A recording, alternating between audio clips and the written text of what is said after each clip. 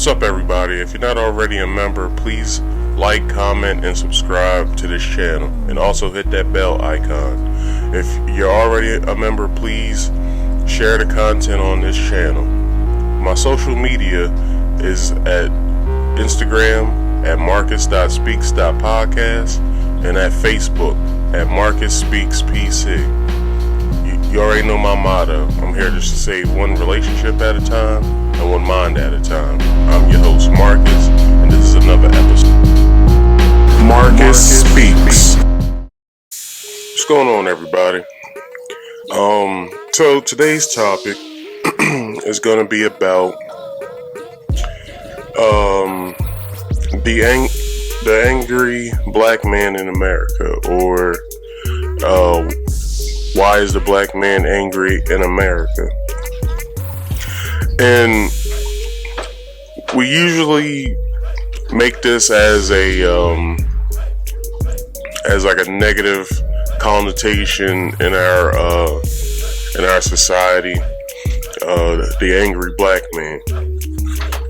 But what I want to say to that is that there's certain aspects and certain things that make us as a whole within the black society, the African American society, and black males angry. It's a lot of things. So I'm going to go through a couple things that I wrote down, and then I'm going to expound upon each point, and I'm gonna also make sure that I'm clear with everything that I say about this, because I've received some comments on certain videos about people asking me questions about how and what I should feel about what I be talking about. So I'm going to make myself as clear as possible with this video, and I'm going to make sure that I get my points across in as articulate as possible. So my first point with this is more of a stat, but it holds up. So my first point today is 56% of black children live in a household without a father figure present. So basically a lack of father in a child's life, African American child's life. But that's compared to 21% of white counterparts. So basically white children who also experience not having a father in their life. So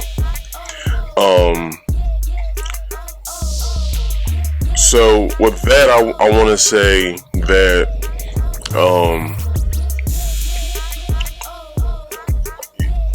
it's more common within the African American household to just be raised by your mother, but it's also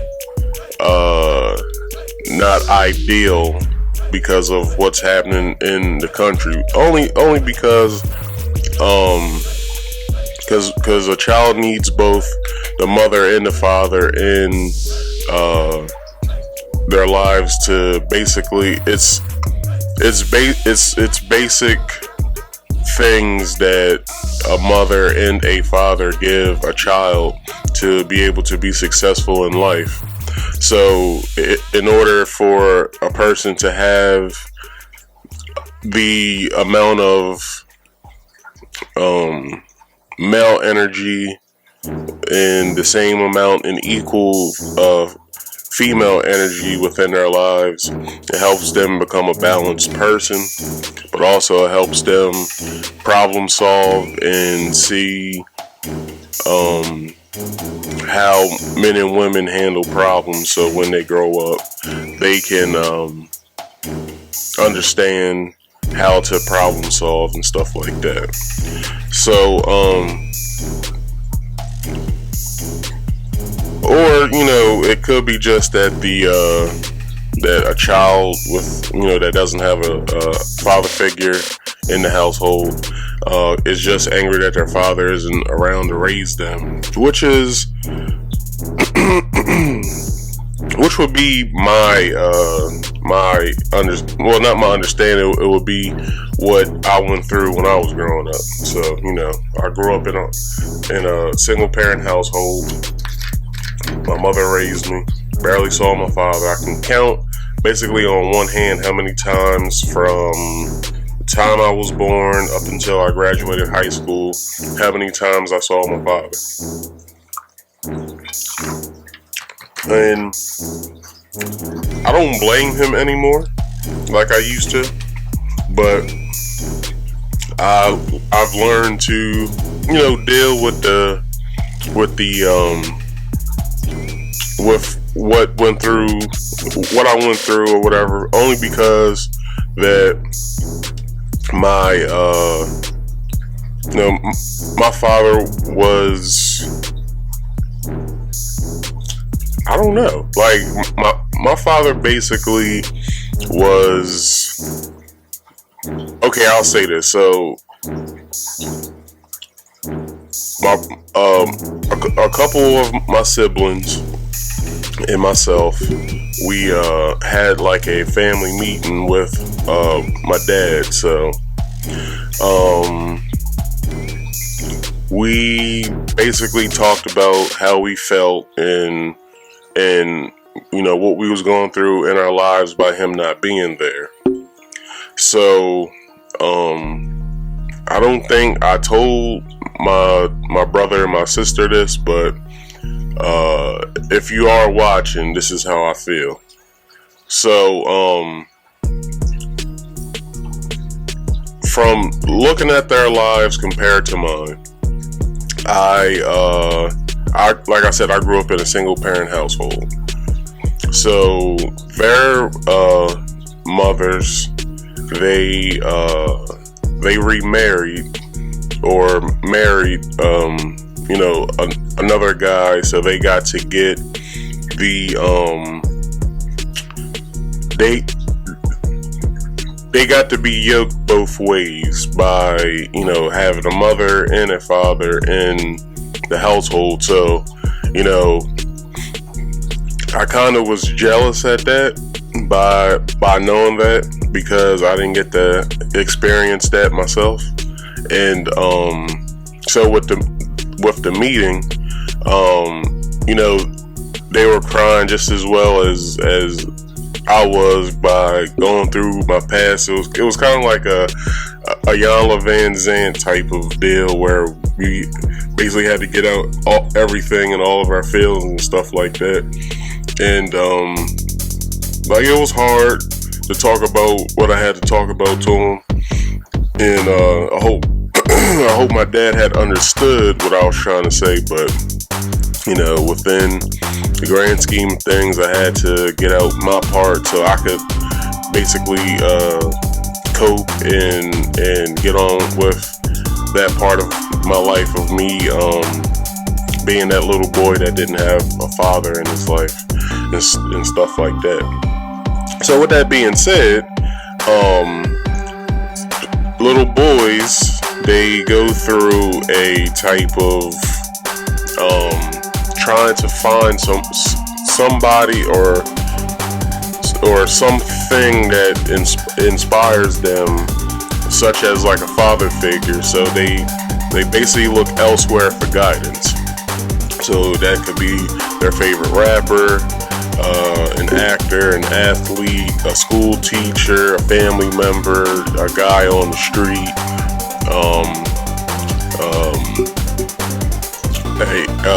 a next door neighbor, something like that. They try to find some sort of father figure elsewhere. So from the ages of, I would say 5, when I remember meeting my dad for the first time, and from there up until probably when I was like 10 years old,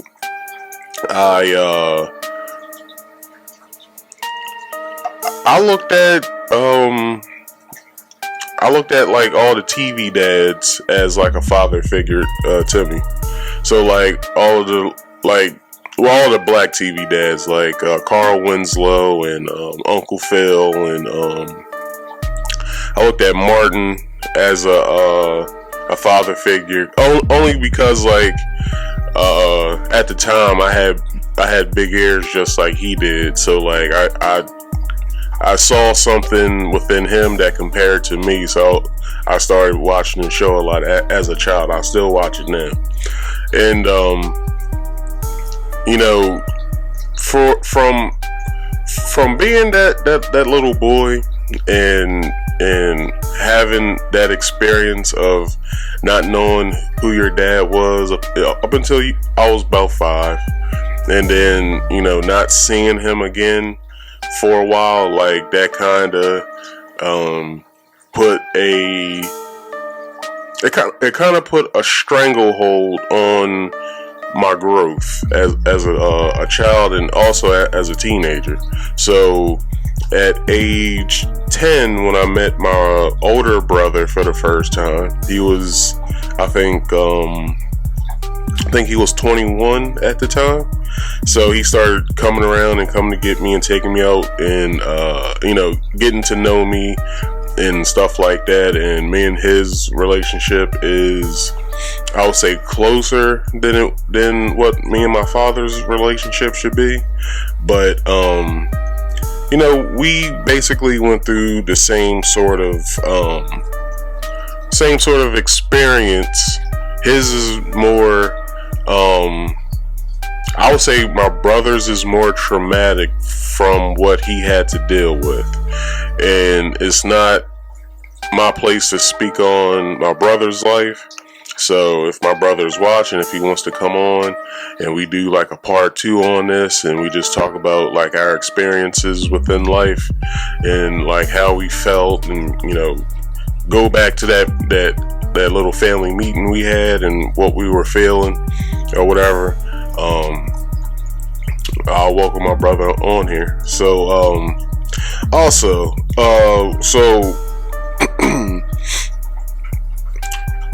as a black male, I hate the image that the news media and other mediums get to portray of us. So, you know, I did the 2 videos of Gayle King. Well, the one video of Gayle King, but the other video about the 3 people that spoke ill of Kobe Bryant. And you know, that causes a conversation to be spoke of, because it's people that are speaking about a black man that is dead in a way that where he can't defend himself anymore. And, you know, Lisa Leslie had a point when she said, well, why didn't you bring this up like 15 years ago or when he retired and stuff like that? You know, you should have had that conversation with him, because I don't feel as though that in its commonplace that it should be brought up anymore, because he went to trial. He got acquitted because the witness or the accuser didn't want to come out and give a statement. And also, you know, we get it with Bill Cosby, which, you know, he was, you know, his crimes, he's in jail for that. R. Kelly, he's about to get a hearing for his parole or bail. And I feel as though that if, you know, the old saying, if you do the crime, do the time. So, no, but it's just with black men, I feel as though are being portrayed as the nation's bad guy because of how, I don't know, like, I don't understand why. Like, is this something that the country felt for a while, and they wanted to have it laid dormant to where they don't have to deal with it out in the open? Or is it that they want to deal with it now out in the open because of, our president? Or, I don't understand why we get to, why black men are in the news media, or on social media, being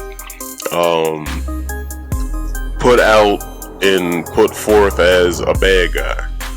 But also we hate the way some black women portray us in our image, because Gayle King, Oprah Winfrey,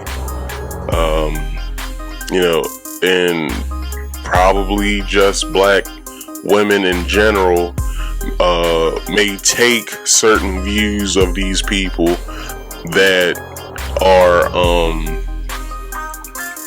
aren't true, and have in their mind that they are. Because I really don't feel as though that we are bad people. I just feel as though that we are we need a lot of understanding, because some of us, not all, but some of us, we do come from single parent households where men weren't present. And it's not an excuse, but it's something that you have to understand. When you don't get the positive male reinforcement, you go looking for it elsewhere, and sometimes that reinforcement could be negative, and it could have an impact in your life. I have many of friends that I grew up with. We had the same opportunities, same paths in life, but theirs veered to another direction, and some of them went to jail, and some of them are in jail now, but not a lot of them, but some of them understand now that that shit's stupid, and I shouldn't have been a part of it in the first place. So they're living their lives. Some of them are married, and like I said, some of them are still in jail. All right, moving on. So most black boys never got or had the ability to express themselves at the dinner table when they were younger. So just think about like the intimate setting with your family, and your mother and your father is talking about their day, or if you live in a single parent household, your mother is asking you about how was school and stuff like that. Some children don't get that opportunity to express themselves and to be who they are, and that also puts a little of a damper and a little bit of a hold on their development, because we as children we look at in our parents as like this superhero. So like we want to tell our superhero about our day and whatever, if we had a bad day or if we had a good day, to get that information of everything's going to be okay, or you can conquer your fear in this, and stuff like that. It's just some kids don't get that opportunity to express themselves at the dinner table. And just looking back at my life, in the beginning, when you're younger, well, I'm the youngest of three of my mother, and I'm also the youngest of three of my father's children. So I remember growing up that, my mom would come home from work, or she would already be home when I would get home from school, and she would help me with my homework. And then when I would get done with my homework, I would sit in the living room and watch Power Rangers and watch all other types of television programming. I'll go outside for a little while and play, and then I'll get called in the house probably around about like 6:30, 7 o'clock to eat dinner. And then I'll be able to go back outside for at least another hour, if not an hour and a half. And then I would, get ready for, going to bed and stuff like that. So,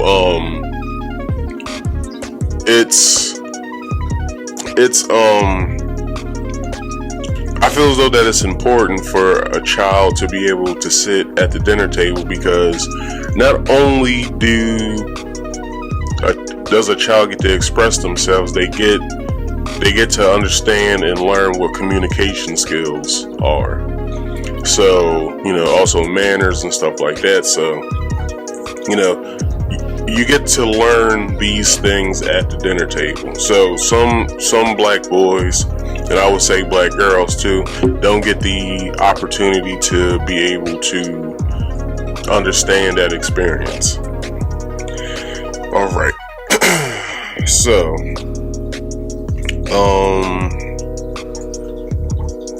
the black community is plagued with dysfunction, and that dysfunction is the black man not being in the household. So, back in the, I think it was the 60s, either mid 60s or late 60s or early 70s, the government started to enact these certain programs, such as like welfare and stuff like that. And the only thing that didn't allow a woman to get these benefits is if they had a man in the house. So if you ever watch the show Good Times, you see how James always either had a low-paying job or he had no job at all. So, in order for Florida to get the benefits, she would have to throw James out the house. But, Florida stuck with James until he died. And, when it came to Florida going, I think there's an episode where she goes to welfare or something like that, but she decides to go out and work and get a job. So the dysfunction of the black community is that the black male isn't in the house. So the importance of a black male being in the household is not to just rear children and be the disciplinarian. It's to instill certain aspects and to reinforce certain things in a child's life that should be important to everybody to understand. So the only plague of dysfunction that is in the black community is that the black man is not in the household to make their children feel secure and safe, and to have that strong positive male role model in their lives. So also no guidance to push them in the right direction. So as I spoke of with some of my friends, they got into trouble and they went to jail, and they they did their time. They got out, and Most of them wanted to go on a different path. Some of them wanted to stick in the same path that they were in. So you just need a positive male role model to push you in the right direction, to help you understand what your potential is. Me, myself personally, I have, on my mom's side, I have 3 uncles. So one of my uncles was a criminal. I didn't get to see my Uncle Cookie a lot, only a few times in my life before he died. But he turned his life around after he had his son. So my cousin Blair, I think, is doing pretty well in his life. I haven't really seen him a lot lately, but as a kid, I always would see him. So, to my cousin Blair, if you're watching, just hit me up on social media or something. All right. So, black men see their mother struggling and don't have any way to help her out. So this is something that basically was my opinion, because when I was growing up, I would see how, my mom would make ends meet because of, a low-paying job, but my mom also had skills and talents. My mom is an excellent craft person. She knows how to make wreaths out of like wired hangers and yarn and stuff like that. And she decorates them real nice and stuff like that. So, growing up, I would see my mom do certain tasks, such as also doing hair. My mom still does hair till this day. And, I would see her, how she would, how she would make ends meet by, doing these certain tasks and also going to work. At the time, my mom had 2 jobs when I was growing up, and also doing crafts and doing hair on the side. So growing up, you don't really see how your life is until you get to a teenager. So I didn't really understand that, my mom was struggling until I was probably about 15. So by the time I was 16, when I started working, I helped to chip in to pay a bill that I knew that I was running up, was the phone bill. So I started paying the phone bill as I was growing up, or as I was working as a teenager. So, it's certain things that black men go through, or black boys go through, that they see in their lives by living in a single parent household. Also, this may be a little bit of a stretch, but it's something that I feel as though that certain cultures do. Black men have no rites of passage. So, there's no structure to where, there's no structure and there's nothing implemented to where a black boy becomes a man. There's no type of test. There's no type of thing that helps the community understand that this person that was a boy is now a man, because he got to he went through the trials and the tribulations that he had to go through to get to this point. So there's no rites of passage at all.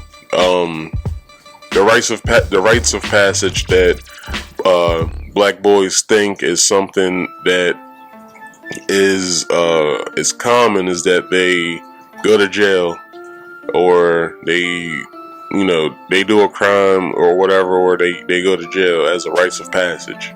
And I will say that's not that's not true, because that shouldn't be a rites of passage for anybody to experience.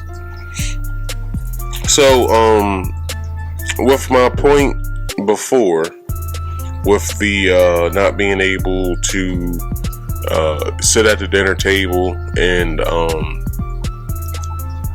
to express yourselves, we also don't get to be able to show emotions that cause pain, not knowing how to cope with pain.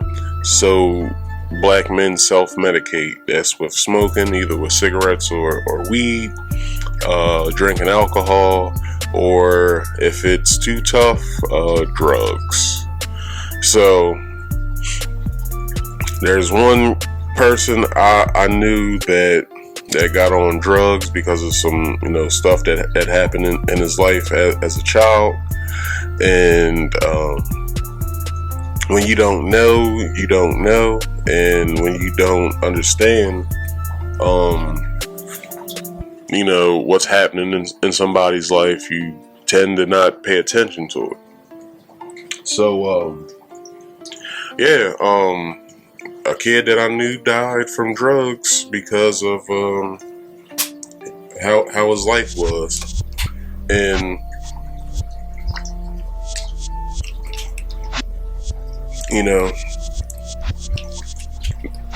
I don't, myself personally, I don't drink to cope with pain, as I drink socially.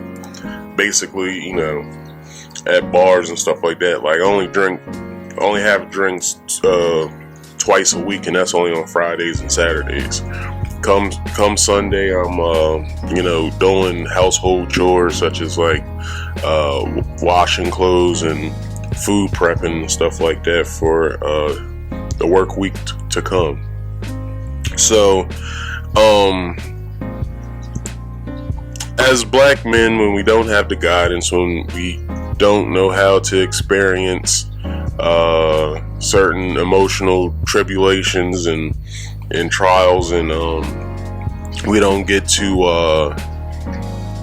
understand how or what's important in life, we find solace in material items, and then afterwards understand that it's not worth anything at the end of all of it. So you see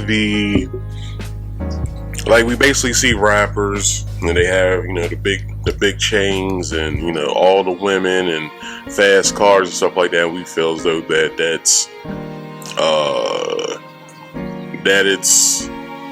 that's what life is. When you're a young black male and you're rich. So we want to be rich young black males and have all the nice cars, all the women, all the money, all the jewelry in the world and stuff like that. And then I didn't finally realize that all of that wasn't worth its weight when I was probably about 25.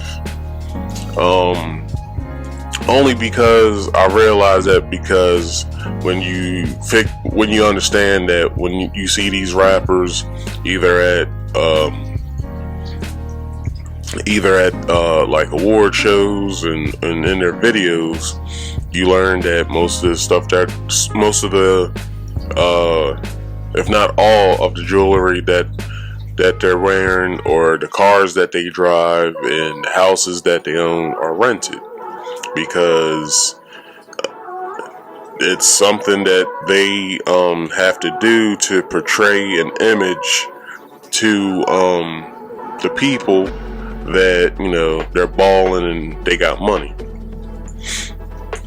So moving on, not having knowledge of self and not knowing who they are.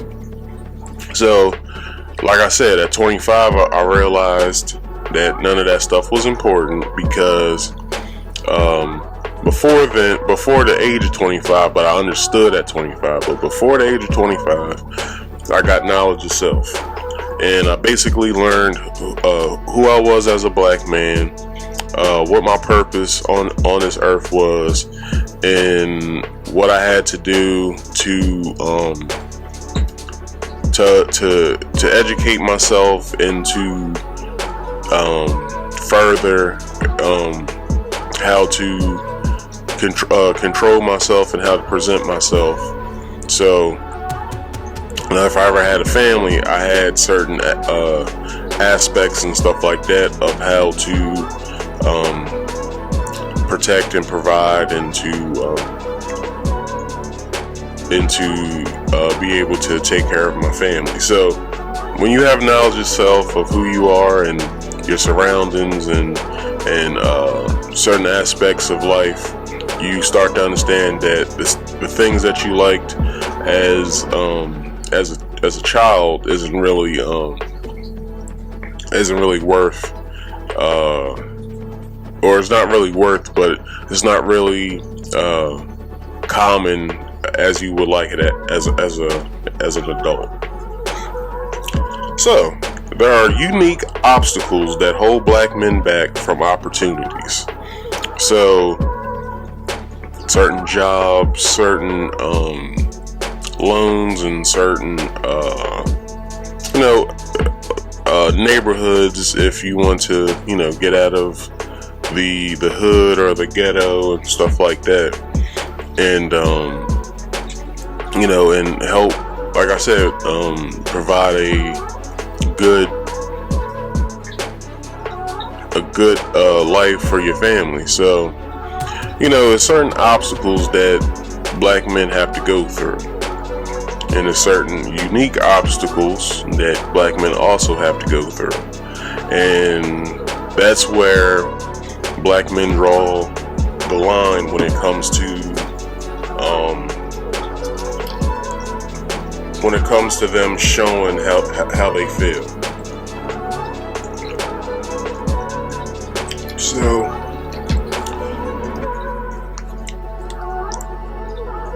I don't want to share any of the unique obstacles, because I don't want any other any person of another race that I have as viewers to be either uncomfortable or to feel as though that I'm talking directly to them. So as a hint of the unique obstacles that a black man has to go through,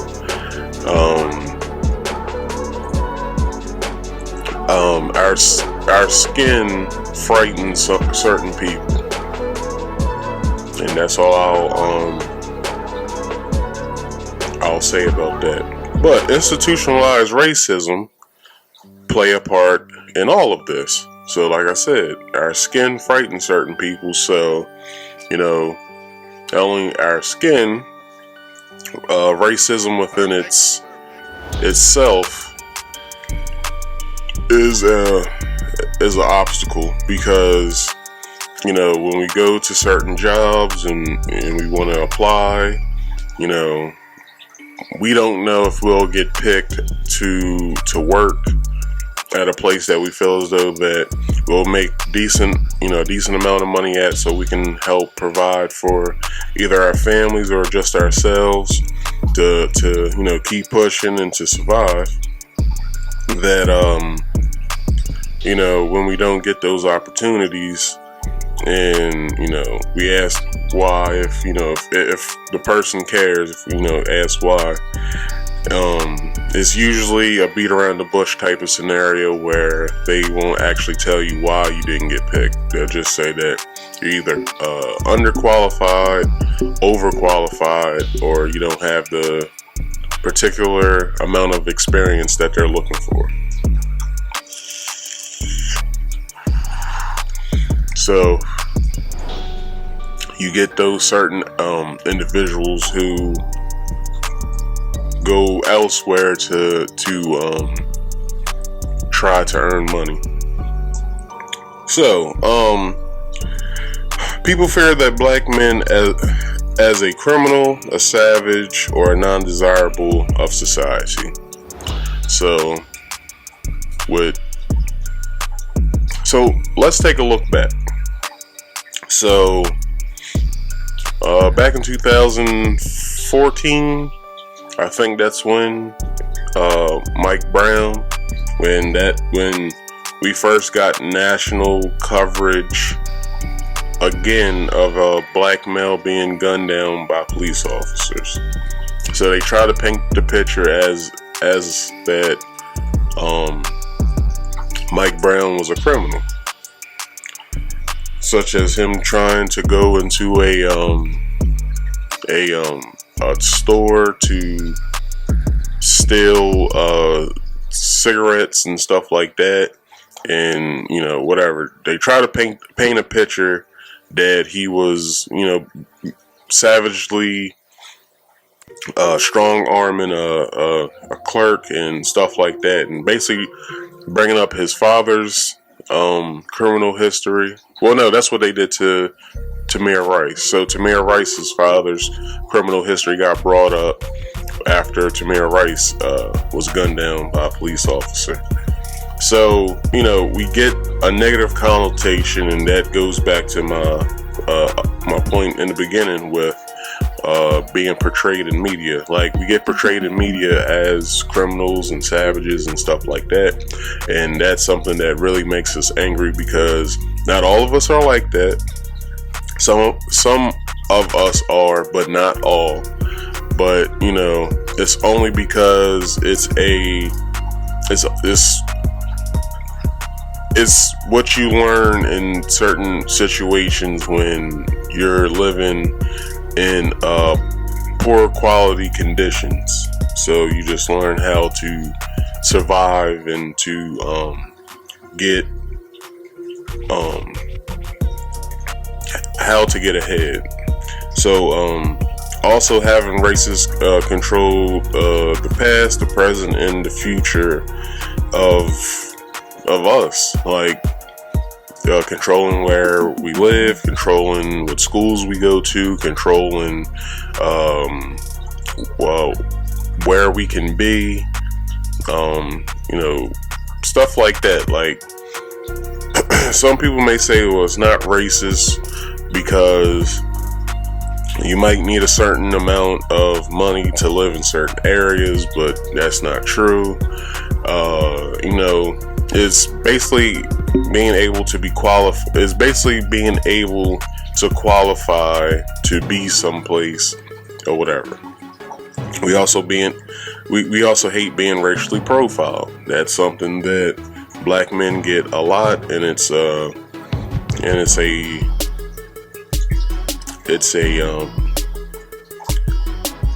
that I guess police look at or whatever. Like, there's something that black men go through in their lives, is being either pulled over for their first time, what the experience was,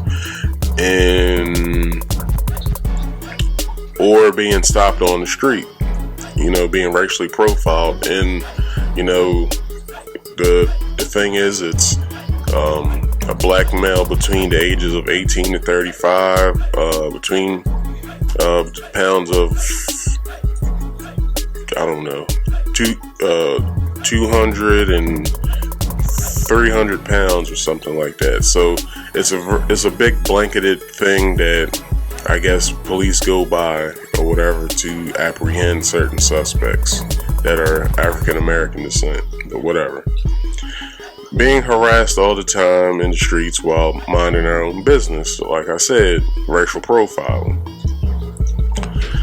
Black men are scared that black women are taking over, and they're not considering us the leaders of the race or the community. So, black women in America, period, they are the most educated person in this country.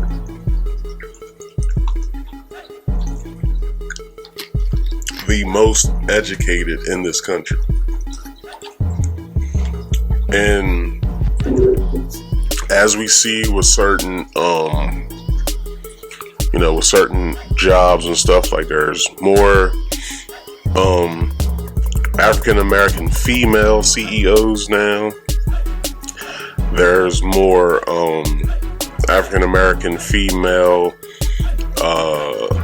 led organizations, like black women are coming up, and it's not that we hate that, is that we want to be a part of it also. So, we don't want to be looked at as a martyr in our race or in our society or in our community. We just want to be a part of the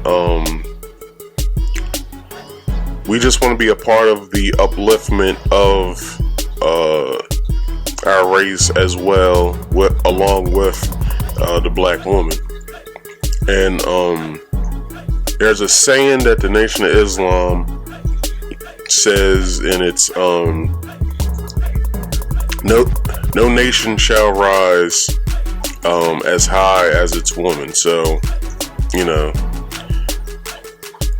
it's a good thing that black women are being, considered leaders and movers and shakers and stuff like that. But black men also want to be held accountable and held to high esteem, such as black women. So black men take their anger out on black women because they don't know who else to take it out on. Not knowing rules of engagement, nor having emotional control. So as you can, if you can remember, I did a video on domestic violence and stuff like that. And with my last point I just mentioned, it's kind of like, when I read this to you, when black men are put on the back burner, if we're being considered criminal or something like that, like it doesn't really feel as good to be to come to have to deal with the world and then come home and then have to deal with our woman with the same things we had to deal with when we were outside of the home or whatever. When we come home, we want it to be a place of comfort and relaxation and stuff like that. We don't want it to be a war zone that we had to go through in the world. Our home is supposed to be our haven, and when there's a fight that we have to fight both in the house and in the world, it's it drives us to have to go outside of our character as black men. So now I'm making it an excuse, but I'm making it a point that we have to, people have to consider what other people have to go through. So black male masculinity is looked at as toxic, and it is effeminizing the black male. So it's like the tough guy thing.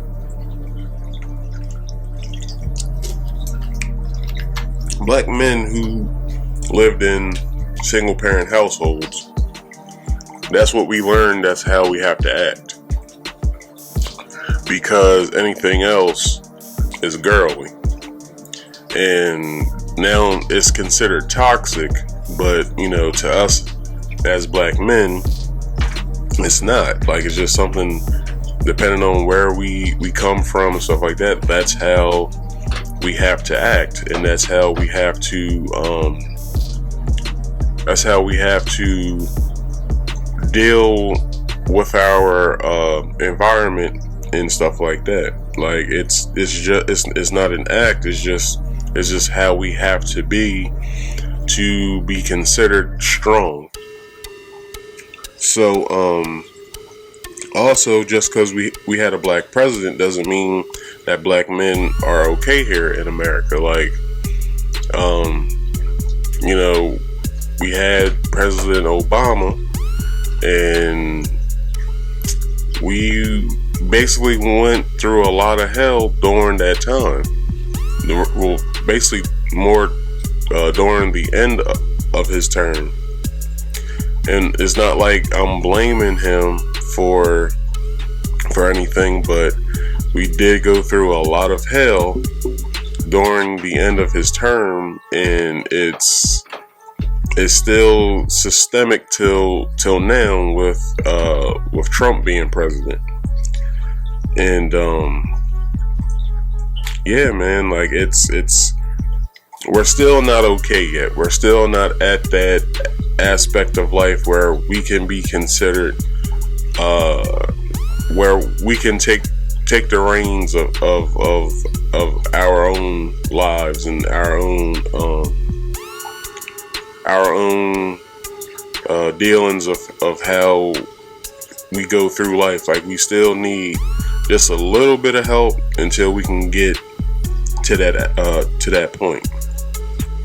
But Malcolm X showed us best what the black man's anger looked like in America, and how we would take back our dignity in America. Malcolm X showed us the best, like how we should do it, how we should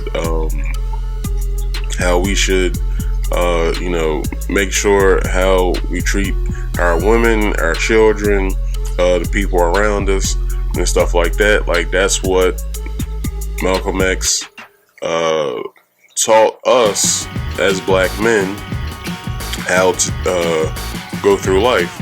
So, with that being said, please read Malcolm X's autobiography, but also read, I think, his book that he has of his speeches, and you'll learn everything from there. So, I want to thank everybody for watching this episode of Marcus Speaks, and I'll catch y'all on the next one, and y'all have a nice day. Peace.